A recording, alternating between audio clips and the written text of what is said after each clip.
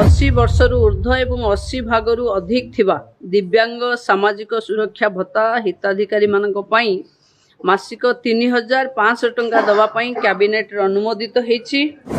Nimapada NAC अंचलर सामाजिक सुरक्षा भत्ता आज 41 जन को प्रदान करागला।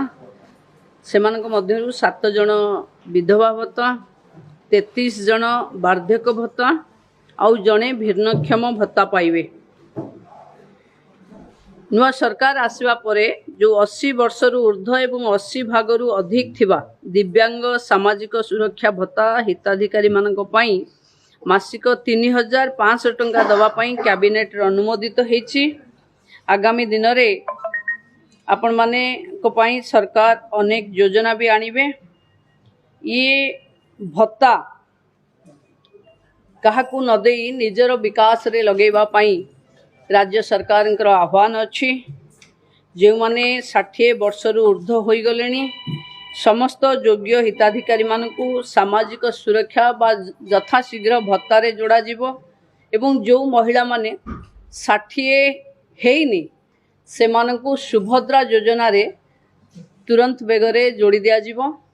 एवं आमे आज निमापड़ा मेडिकल रे एक बहु अपेक्षित मिशन शक्ति काफेर भी उद्घाटन हैला।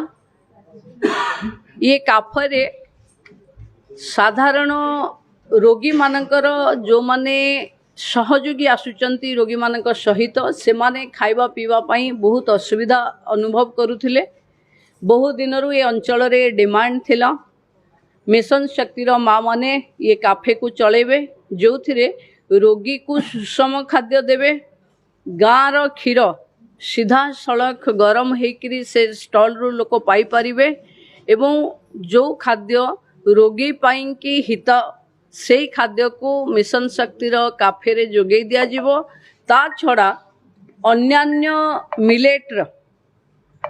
मिलेट तैयारी अनेक पदार्थ अच्छी जोटा आसुथिबा छुआ साधारण लोकंक पाई भी सेटा उन्मुक्त रहिबो। दिन को 2 बेला राति रे भी खाइबा को सेठू संध्या बेले सेठू भी मिलिबो। तेणु आम अंचल पाई आम हॉस्पिटल रे रोगी सेवा पाई मिशन शक्ति काफे एक नुआ अध्याय जोड़िबो।